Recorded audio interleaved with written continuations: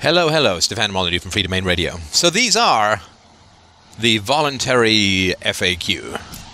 Questions that I receive a lot about a stateless society, a voluntary society, an anarcho-capitalist society, whatever you want a term to use it, non-aggression principle, respect for property rights. The first is, dude, you are a dreamer. Because it is human nature to be violent, it's human nature to be aggressive, it's human nature to dominate. Our society with a state and an elite class and prison guards and soldiers and policemen, this all represents an accurate reflection of human nature. And if you attempt to wrench society away from human nature, it's like throwing a rock in the air. It might be up for a little bit, but it's going to come right back down. It's like disturbing the surface of a lake on a calm day. It will return to its original shape and form. So if you attempt to take the hierarchy out of human society, because humans, like all apes, are innately hierarchical, all that's going to happen is society is going to reform around the nature of man, which is going to be a hierarchy, and it's going to be propaganda, and it's going to be win-lose, and the use of force that's cloaked in, quote, social concerns and so on. So trying to change society away from human nature is like trying to come up with a communist paradise where people have no property and they all work hard no matter their wins or loses and no matter what their incentives are. It's just, you're going to get a whole bunch of people killed, society's going to go right back to where it started, and it's going to be a massive and dangerous waste of time, energy, blood, and treasure. Now that's a fine argument. And certainly if voluntarism, the idea that we can't have a government because it violates the non-aggression principle and violates property rights, taxation is force and so on. If voluntarism is a kind of utopianism, then it is highly dangerous, toxic and virulent. It's like a virus. It's dangerous as hell, horrible. So the first thing we want to make sure of is that the voluntary society is not a violation of what is called human nature. You know, because, as I said, if it is, that's double plus ungood, and literally you can get hundreds of millions of people killed in the way that communism and fascism and so on did. So a fine question, shows a great concern for human life, and is to be respected, in my opinion.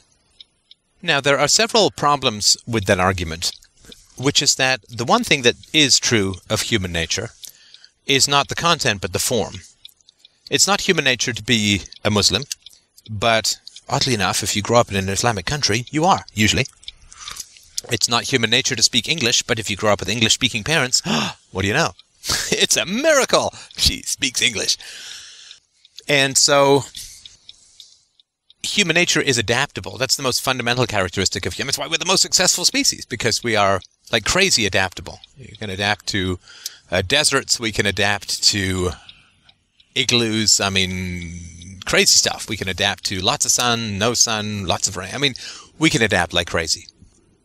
So if you look at the mindset of the 21st century person and compare it to the mindset of the 5th BC person, as somebody wrote about when talking about the world of ancient Greece, like their mindset is so unimaginably distant from ours, it's hard to really figure out exactly what was going on or what they thought or how they thought. It's so foreign to us. And human nature fundamentally adapts itself to the ethical norms of the society, and then there are these random annoying genes like me and lots of others who come in and attempt to redefine the moral conversation. But if you were writing in the 16th century or thinking in the 16th century, you'd say, well, it's human nature to own slaves. Master-slave relationship is human nature. All societies at all times throughout all of history have owned slaves. Or serfs or whatever, but, you know, that sort of, that is nature. And by the way, human lifespan is 21 years old on average. But what it is to be a human being, or what it is to think like a human being, changes radically over time. From absolutism to moral relativism to fascism, communism, socialism, democracy, republicanism, I mean, you name it. So that's a very, very important thing to understand. Human nature is fundamentally adaptable. it's very inert. The personality, as Carl Gustav Jung said, is extremely inert. It doesn't change except under the most radical pressures or most radical willpower. A workaholic may spend more time with friends and family if he gets cancer. A neurotic may calm his nervous system if he gets therapy and meditates. An angry person may cool his jets if he works very hard, but the personality is incredibly inert. The inertia of physical mass applies even more so, it seems sometimes, to the personality. So the personality is inert, but the personality adapts to the dominant culture, almost universally. So saying that what is reflects human nature is not accurate. Human nature adapts to what is. That is what explains the empirical differences in belief systems according to different cultures. It's not like everyone who's a Muslim just happens to get born in Islamic countries. It's that everyone who's born to Islamic countries responds to the pressure to become a Muslim accordingly. So, I mean, that's the fact. So we would expect, of course, in Ancapistan, which would not be a country, but rather a planetary freedom zone, we would expect and understand that in the same way, human nature adapts to Islam, Zionism, Americanism, nationalism, in the same way that human nature adapts almost seamlessly and almost universally to the dominant culture. There's no reason to believe whatsoever that it would be any different in a free society. That the values and virtues that make up a free society would be dominant in that culture, which would not be culture, but in fact philosophy. And everybody would adapt to that, with a few, very minor exceptions. And I think that this would be all the more true because the ethics and social structure of a free society would not be so ridiculously embarrassing. Wouldn't have to explain all of this crazy stuff that we do in the modern world, like war and unjust imprisonment and national debts and, just crazy stuff. So you have to look at human nature as a liquid that pours itself into the vessel called culture. That's what human nature is. There's no doubt about that. And saying, well, this vessel is in the shape of a bowl, therefore human nature is a bowl, therefore the nature of water is bowl-like. It's bowlish. Boulderama. No, the nature of water is to adapt to the vessel that it's in. So, in a free society, which is shaped like a free society, water will adapt to that. Human nature will adapt to that. In the same way that human nature used to adapt to slavery, used to adapt to subjugating women, and now, certainly in the civilized areas of the world, that's not the case so much, if at all. So, the argument that society reflects human nature is incorrect. It's definitely putting the cart before the horse. Human nature adapts to society, which is exactly what you'd expect. You don't know where your genes are going to be born. You don't know into which tribe, under which belief system, under which hierarchy your genes are going to be born. Patriarchy, matriarchy, religious, scientific, rational, freedom, capitalist, communist. You don't know. And so the best chance you have for survival is to sniff out the social, ethical smoke drifting around and adapt yourself to that, to turn yourself into a ghost, to live in the haunted houses of historical prejudice. That is what human nature does. So you could then reply and say, well, wait a second. If human nature adapts itself to its environment seamlessly, then why does some social systems, like communism and fascism, kind of not work? Well, that's important. There are technical reasons in the economic sphere, and to some degree in the ethical sphere, why something like communism doesn't work. But, of course, the majority of people who grew up in a communist country, gosh, wouldn't you know it, they tend to be communists.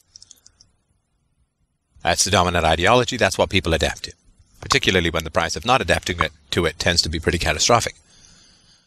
So it doesn't mean that all belief systems are equal. It means that we adapt ourselves to beliefs. Now, some belief systems are easier to adapt to and produce less neurosis and fewer problems in the psyche because they're more rational, right? A republic-style, free market-ish environment is saner to adapt to because it's more universal in its ethics than some crazy, culty, whatever, Everybody lives in each other's feces and fleas commune in the middle of nowhere, or some communist country where the ethics are entirely contradictory and so on.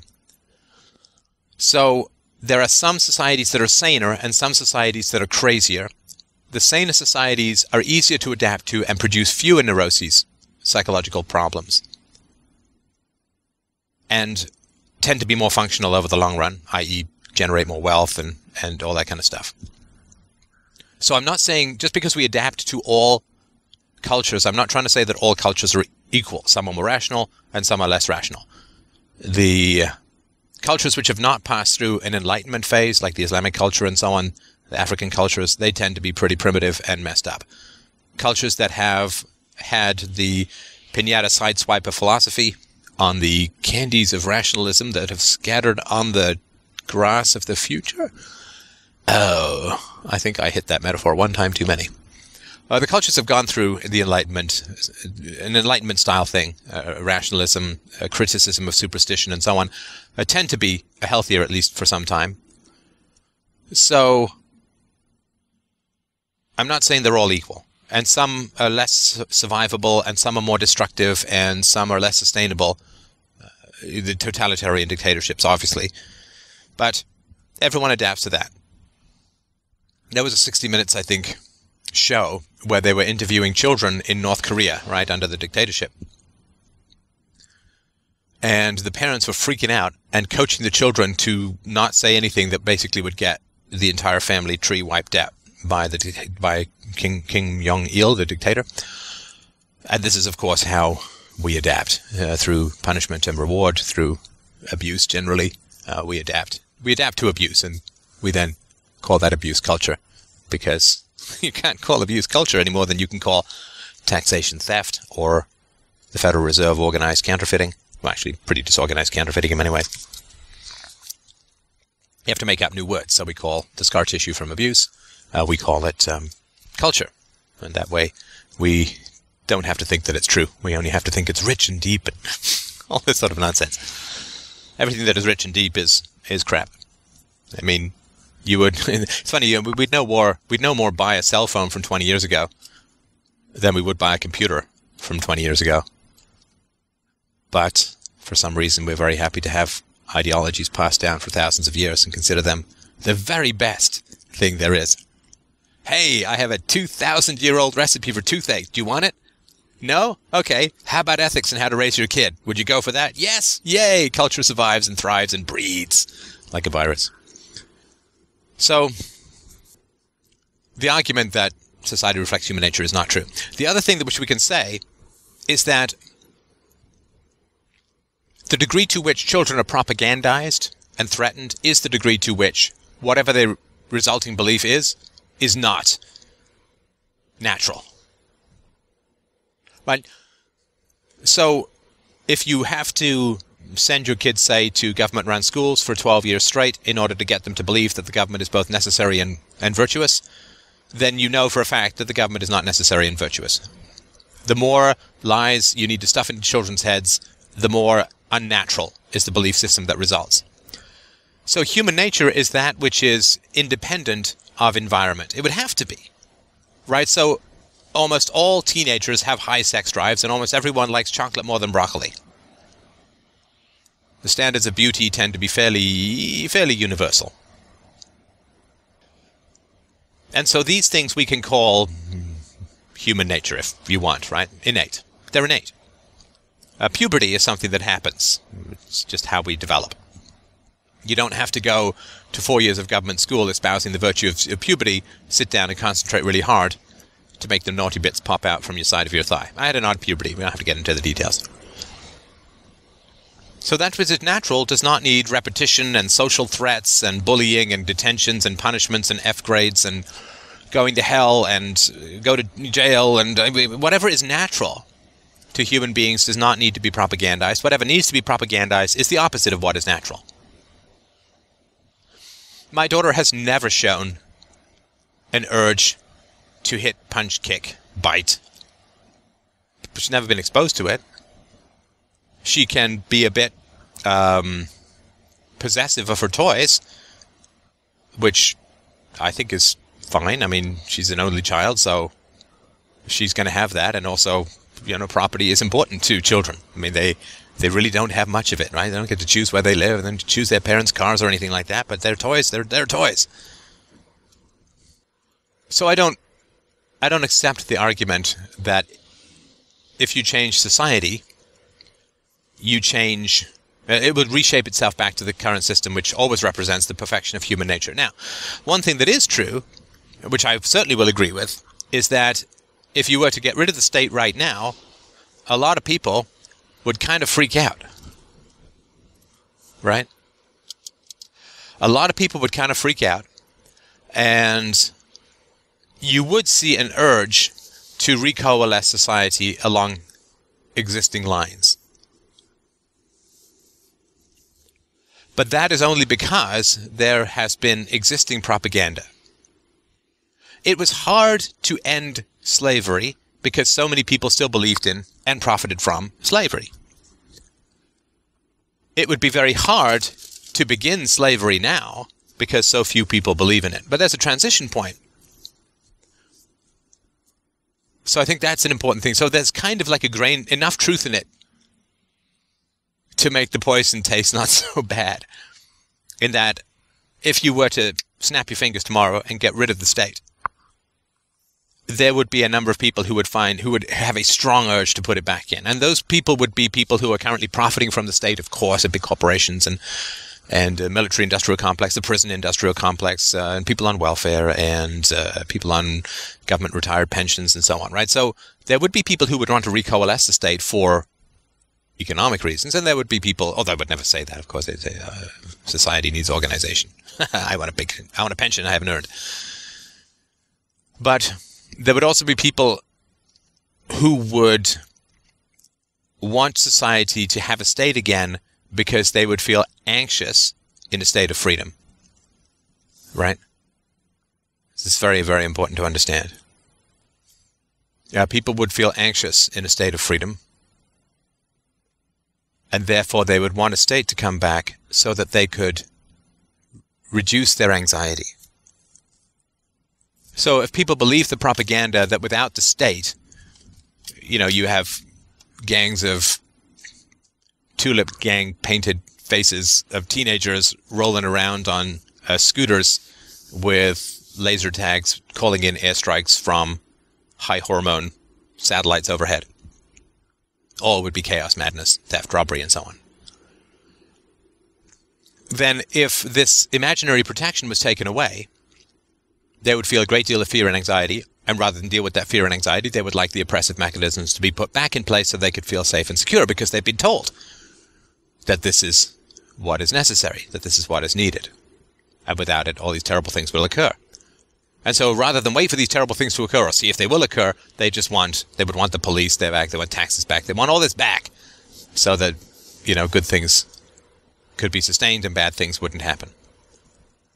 So when people are propagandized and when people have economic incentives, they are addicted to have an investment in, financial and psychological, in the existing system. And an attempt to change that will create a backlash. And if they're successful, then people would say, aha, you see, we tried to get rid of the state. Chaos, fear, panic erupted. Then we had to have a state come back. So everybody needs a state. But that's like force-feeding kids an addictive drug, taking that drug away from them, and they freak out and panic, go on shooting sprees. And then you say, aha, you see, we need that drug. Well, it certainly is true that for the people who are addicted to that drug because they've been force-fed it as children, they kind of need it, or at least they need a gradual transition plan for getting off it. But it is not human nature to need that drug. So we have a drug called statism, which we're force-fed as children, which people believe is virtuous, necessary, good, right, just, fair, and the container and shield to all things terrible, chaotic, and anarchic. And so, lo and behold, people, because, propaganda works and the ruling classes know what they're doing, so people need it, they feel they need it, and so on. So it doesn't tell you anything other than that propaganda works. It doesn't tell you anything about how society should be, right? So, like in the past, right, there were all of these arguments about how you had to have slavery because blacks were like subhuman and always weirdly sexually promiscuous. I remember reading in a book, Black Like Me, about a guy who put on basically coalface to go travel the South, about how he was hitchhiking with some guy who obsessively asked him about black sexual practices, right? Because in the South, Christianity creates such a distortion in the natural sexual mechanisms of the human mind and body that all of the sort of natural lusts have to be projected into the other, and often tends to be the black community and so on, which they're hoochie coochie bum dancing and so on, as it's called. So blacks were considered to be, dangerous and predatory and this and that. So you had to have slavery because they can't fend for themselves and they'll just turn on you. And so, well, it's not really true. I mean, particularly if you look at black kids raised in a non-black family, like adopted, and they're higher actually capita incomes than whites. Caribbean blacks are physically indistinguishable from American blacks. Even the second generation have higher per capita incomes than whites, because remember, America's so racist. So all of these things were talked about, and of course there's this idea in the Islamic world, in some aspects of the Islamic world, where female sexuality, unless you keep a very tight, violent lid on it, is going to run wild and so on, right? Women are lascivious and tempting and seductive, and therefore we've got to veil them and, whatever. And this is, this is all just scare stories. Scare and bribe stories are fundamentally about propaganda, because you have a scare story, ooh, it's a cult, then you don't actually have to have an argument, right? And if you have a bribery, then you don't have to have an argument. So whenever you're threatened or bribed, I guarantee you are in the grip of some hellacious indoctrination system. So it simply can't be the case that we can accept the argument that society reflects human nature. But if you could snap your fingers and take away the state, there'd be a massive clamor to bring it back, and everyone would say, aha, you see, human nature. And then the experiment would not be tried again for another 1,000 years, which is why you can't go too fast with these things, people.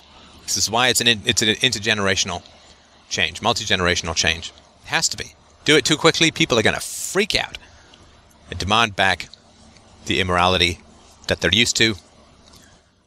Give a man poison for long enough, and cream tastes like crap. So, sorry, can't do the human. I can't do the human nature argument. Now, another argument which is made is, what is the difference between a DRO and a government? So for those who don't know, DRO is one possible proposed mechanism that I have talked about, and as it turns out, a lot of other people have too. So, and what it is a dispute resolution organization. So it's a voluntary organization that will mediate disputes between individuals. So if you and I enter into a contract, I'm going to deliver you 500 widgets for $500, and I take your $500 and never produce for you the 500 widgets, what do we do? Well, of course, in the current system, you do nothing, because you can't possibly get any kind of court judgment of any value for $500. Maybe small claims court, who knows, right? But in business, you have virtually no access to the legal system. This is what's so tragic. People always say, my goodness, well, who will resolve disputes in a free society? It's like, well, who resolves disputes now? You can't go to the law system. The law system is designed to profit lawyers and benefit big companies who can afford to have legal departments. That's it. Nothing to do with justice, nothing to do with fairness, nothing to do with anything like that. And the only people who think you can get justice out of the legal system as it exists are people who've never tried to get justice out of the legal system. It's like trying to pull whipped cream out of a lemon with your teeth. So, in a free society, if you and I are doing business for the first time, and we don't have a record of keeping our deals, we may choose to buy insurance if each other welches. And so, if I send you the $500 if that's how it's... If I send you the 500 widgets and you send me the $500, obviously we're happy. And we don't need to invoke it. But I may want to buy insurance. So if I send you the 500 widgets, you don't send me the $500, I lodge a complaint with the DRO. And the DRO says, oh, no problem, we'll give you the $500 and we're going to mark down this guy for not keeping his deal. After they, investigate and so on, right? And the reverse can happen too. So, right? So if you send me the $500, I don't send you the 500 widgets. You go to the DRO that we've both agreed to use ahead of time. And the DRO says, oh, okay, no problem. I'll pay you for the 500 widgets. And then they go to me and they say, whoops, did not keep his deal. Now, what's that going to cost? Well, think of it like buying healthcare in reverse, right? You buy healthcare when you're 80, it's pretty damn expensive. You buy healthcare when you're healthy 20, like insurance, and it's pretty cheap. So if you have no record, no history, then it's going to be more expensive. So it might be 2 percentage points of the deal, right? $10 for that insurance, representing the risk of welching. And we would either pay that or we wouldn't. You pay it or you don't. It's a choice. You buy life insurance or you don't. Buy health insurance or you don't. If we don't, then we swallow our losses. If we do buy it, then we both pay $10 and we are insured for each other welching on the deal. And obviously we would choose to buy a company with enough resources, with enough track record, with enough successful customer resolutions and as fewer customer complaints as possible to ensure that we had the best chance of getting paid back for whatever. I mean, is it 100%? God, no. Of course nothing's 100%. We'll be hit by an asteroid tomorrow. Who cares, right? But it's as good as you can get. Government ain't 100% either, brother. Minus 100% maybe over time. So that's what a DRO is. And DROs can function in a wide variety of ways, and they're always looking for cost savings. They're always looking for value. They're always looking for better, cheaper, faster, because that's what companies do to outbid each other in contracts. And so that's how disputes get resolved at an economic level. At an economic level. And that's most of what you're going to deal with in your life. Very few people are the victims of violent crime. But everyone gets involved in contracts and economic dealings. So that's going to be 99% of the stuff you need to resolve in your life is going to be resolvable through DROs. DROs are optional. You can always take the risk of trusting someone. And DROs get cheaper over time. So government gets more expensive over time. DROs get cheaper over time. As you consistently fulfill your obligations, pay off your debts, fulfill your contracts, then it's like a credit rating. If you keep paying off your debts, then it gets cheaper to borrow money. If you don't, well, what do you know? More expensive. So, favors the virtuous and punishes the indiscreet and the overly flexible in their commitments to contracts and so on. And that's what you want, right? You want to reap the rewards of virtue. Quite the opposite of the current system. The more virtuous you are, the more you're stolen from. Less virtuous you are, the more you're given. So that's a DRO. We say, well, what's the difference between DROs and governments? Well, it's the difference between lovemaking and rape. It's the difference between theft and charity. It's the difference between assault and surgery. I mean, the voluntary is all that matters. It's the only thing that matters. It's the only thing that matters is the voluntary. Voluntary doesn't mean perfect. Voluntary doesn't mean no regrets. Voluntary doesn't mean no buyer's remorse. Just like every time you have sex with someone, you're not always jumping up afterwards and saying, that was the best thing I ever did. But it does mean that it's voluntary. So a DRO is voluntary. And I'm quite convinced that after a certain amount of time, nobody's going to bother, except maybe for the very largest transactions. Nobody, like if you've had 20 or 30 years of fulfilling your contracts, nobody's going to demand a DRO insurance on the next one. It's the eBay model, right? If you've been running your business for 10 years and have no complaints, I mean, people are going to feel secure to buy from you. You didn't do all of that just to screw someone on day 10 years plus one. So that's what a DRO is, and it's optional. It's constantly striving for efficiency. There's competition, voluntary, gets cheaper the more virtuous you are, all of which is the opposite of the government. So please do not confuse the two. The only people who are really going to get upset about DROs are people who want to live consequence-free. Who basically want to screw people. Actually, they can kind of do it okay with the government. But you really wouldn't be able to get away with it in a free society. So I question the benevolence and I question the motives quite strongly of people who try to conflate these two. Because they are complete opposites. And the people who want to conflate the two want to scare people away from voluntarism, and the only people who want to scare people away from voluntarism are the people who are profiting in some manner, economically or psychologically, from statism. Now, the other question I get, of course, is how would society deal with violent crime in a free society? Well, of course, the question is, how do people deal with violent crime right now? How does it get dealt with? Well, terribly. Just terribly.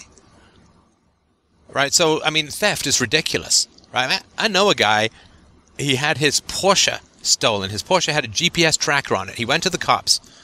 He said, my Porsche has been stolen. It's got a GPS tracker on it. I know where it is right now. I can tell you where it is right now. The cops were like, fill out this paperwork, we'll get back to you. And they never did go. So, you know, just have a vacuum cleaner stolen, call the cops and see what happens. Do they leap into action? No, of course not. We'll write it down. I guess insurance will take care of it. So, theft is certainly not being dealt with now. I mean, look at LIBOR. Look at the bank scandals. Look at the Federal Reserve. Look at inflation. Look at national debt. Theft is not being dealt with now. Theft is being actively protected and encouraged. I mean, it's pretty tough for me to steal $500,000 from every household in America, but the national debt's managed to do that with the approval, blessing, and protection of the police. So, theft is not being dealt with. Murder, well, the government is reactionary. The government is about pretending to solve a problem after the fact, a problem which it has usually created. The government is not about prevention. The profit is in prevention, you understand? The profit is not in cure. It's a lot more profitable to you and to society as a whole if you don't get diabetes. Now, it's profitable to specific individuals if you get diabetes and they can get you to pay for treatment or whatever, management of it. But it's a net loss, right? So the guy who operates on your heart, if you have a heart attack, he makes a lot of money. But society as a whole loses it because that guy's skill, expertise, and so on has been basically spent patching things up, right? Keynesianism should be promoting heart attacks and diabetes because that adds to the national wealth, right? Broken window, how about the clogged artery fallacy? You know, Michael Moore is outraged that healthcare spending is considered part of GDP, and then he advocates stimulus packages. Dude, same thing. Mending things that are broken is not the same as creating wealth. So the government makes no money from prevention. The money is made from pretending to react to a problem and never solving it, right? What about rape? Well, it's not the government that's brought down violent crime. It's better parenting. According to some statistics, 40% of rape complaints of rape accusations turn out to be false. Generally, the people who make these accusations are not punished. So there's that injustice. It's really hard to say the government is great at protecting people from murder because, I mean, the US government's been involved in causing the deaths of 1 million Iraqis. Kind of hard to say that's a good thing. If we understand that the war on drugs is a war that initiates violent crime, violent criminal activity against peaceful people, right? We strip the law of its supposed majesty and the cops of their blue-coated legitimacy, and it's donut-sprinkled, mustached guys taking people away at gunpoint and locking them in a cage, kidnapping and imprisonment. This is not a solution for violent crime. Forcing people to pay for schools that are terrible is a violent crime. You don't pay your property taxes, they will take your house. You defend yourself, they will gun you the hell down. Don't fool yourself about the reality of that. So the government initiates millions of violent crimes, hundreds of millions of violent crimes just in America per year. So the idea that we need a government to protect violent crime is like saying we need a guillotine to protect us from a hangover. Except I guess the guillotine does actually get rid of the hangover. But it's nonsense, right? So first thing to understand is the problem is not being solved, but rather being exacerbated by the state.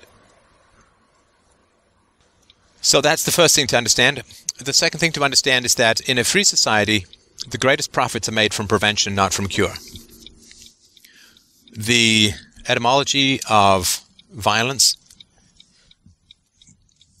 is quite clear. Violence, in general, arises from child abuse. Violent adults come from child abuse. Not all people who are abused are violent, and there are sure a few violent people who weren't abused. Who knows what the genetics are on that? But in general, the pattern is quite clear. That violence as adults come from violence as children. Violent children are very expensive. Why are there so many violent children? Because the costs are socialized.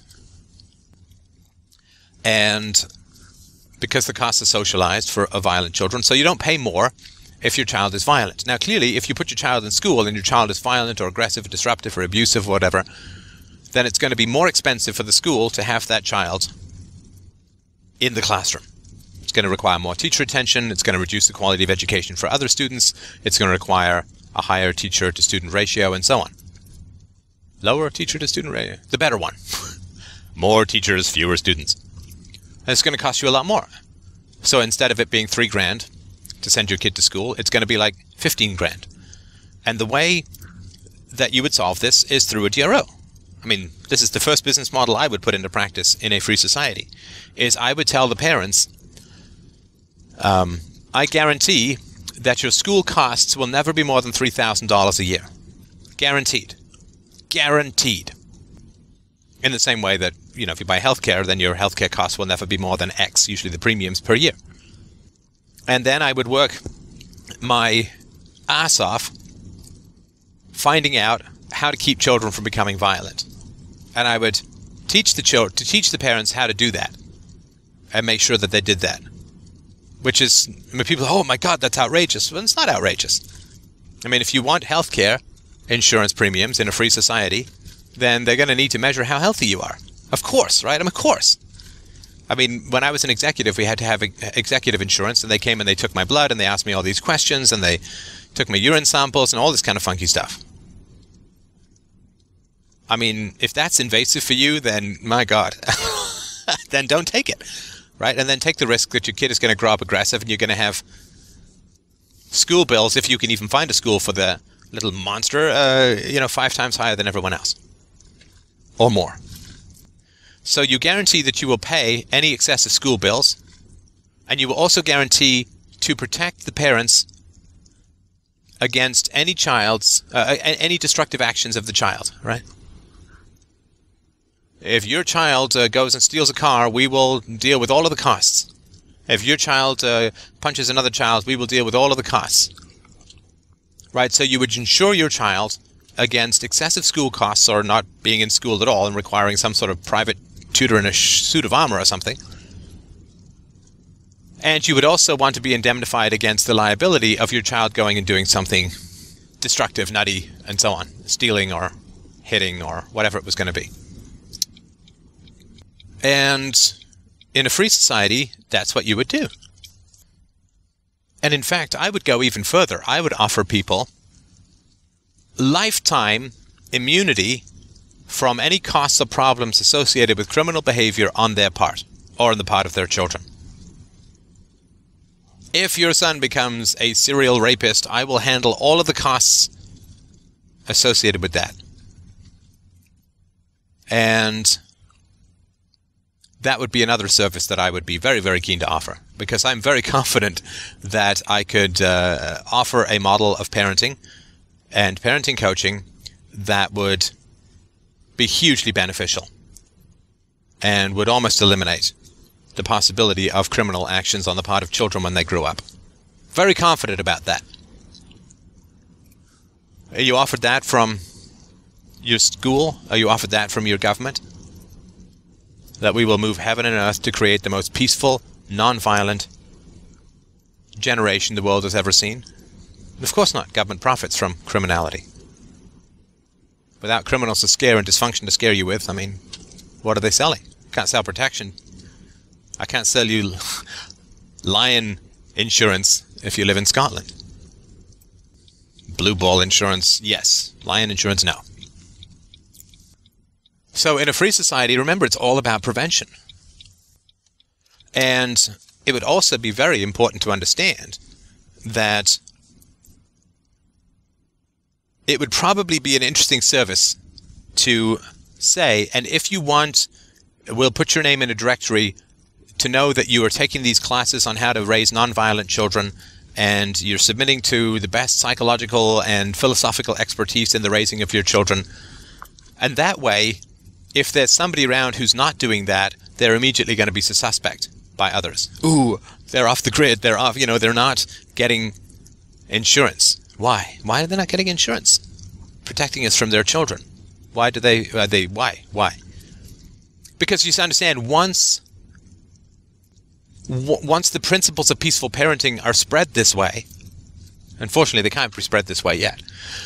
Once the principles of peaceful parenting are spread this way, then buying insurance against a violent child will be like buying insurance against being hit by an asteroid.